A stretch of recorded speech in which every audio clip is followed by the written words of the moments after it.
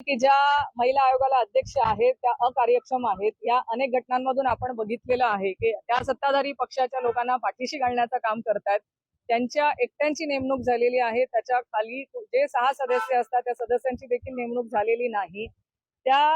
याच्यामध्ये महाराष्ट्रातल्या आज दुर्दैव म्हणावं लागेल की महाराष्ट्र हा भारतातला सगळ्यात महिला अत्याचाराच्या घटना असलेला राज्य म्हणून आपल्याला आज गौरव प्राप्त झालेला आहे महाराष्ट्र सरकारच्या या निर्णयांमुळे. त्याच्यामुळे आम्ही आज राज्यपाल महोदयांना विनंती करणार आहोत की अजून किती वैष्णवीचे बळी जाण्याची हे लोक तुम्ही वाट बघणार आहात.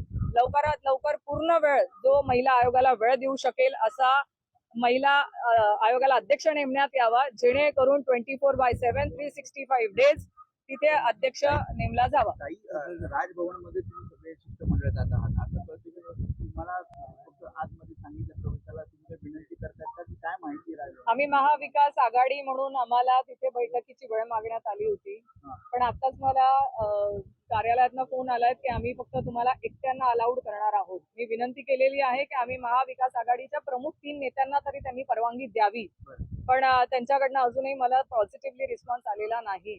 पण आम्ही अजून पॉझिटिव्ह आहोत की या महिला अत्याचाराच्या घटनांमध्ये कुठेही राज्यपाल महोदयांनी आमच्या तिघी पक्षाच्या प्रमुख नेत्यांना भेटण्यासाठी अजूनही त्यांनी वेळ द्यावी ही माझी विनंती आहे. सोबत जाणार आहात की वाट बघताय?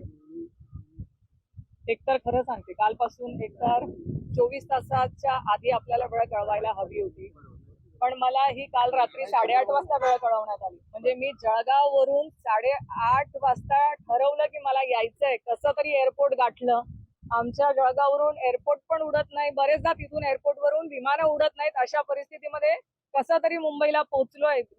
कुणीतरी रात्रभर, सुषमाताई तर रात्रभर प्रवास करून इथपर्यंत पोहोचलेल्या आहेत. जयश्रीताई रात्रभर इमर्जन्सीमध्ये निघाल्यात.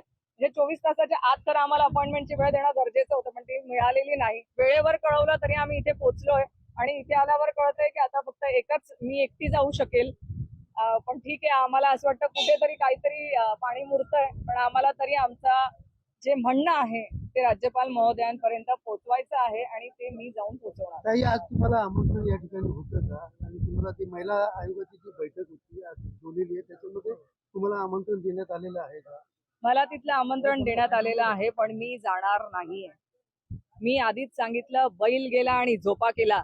हे असल्या प्रकारांमध्ये तिथे जिथे काहीही निष्पन्न होणार नाहीये, फक्त वेळेचा दुरुपयोग तिथे होईल. म्हणजे फक्त लोकांच्या तोंडाला पाणी पुसण्याचा आणि एक दिखावा होणार आहे तिथे की आम्ही चर्चासत्र आयोजन केलं. या चर्चासत्रातनं काय निष्पन्न होणार आहे?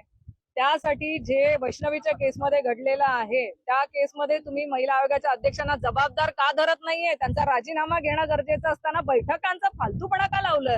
टाइमपास का करतायत? सगळ्या महाराष्ट्रातल्या प्रमुख महिला नेत्यांना तुम्ही बोलवलंय आणि तिथे चर्चासत्र आयोजित करतायत. मला असं वाटतं हा सगळा दिखावापणा आहे आणि यातनं काहीही साध्य होणार नाही. काही अनेक पुरावे आपण देणार आहात राज्यपालांकडे त्यांच्या राजीनाम्याची मागणी करण्यासाठी. आम्ही ज्या ज्या केसेस, प्रमुख केसेस आहेत त्या केसेसच्या संदर्भामध्ये किती दुर्लक्षपणा करण्यात आलं किंवा जाणून बुजून आरोपींना पाठीशी घालण्याचं जे काम करण्यात आलेलं आहे महिला आयोगाच्या अध्यक्षांकडनं, हे सगळं आम्ही राज्यपाल महोदयांपर्यंत मी पोहोचवणार आहे.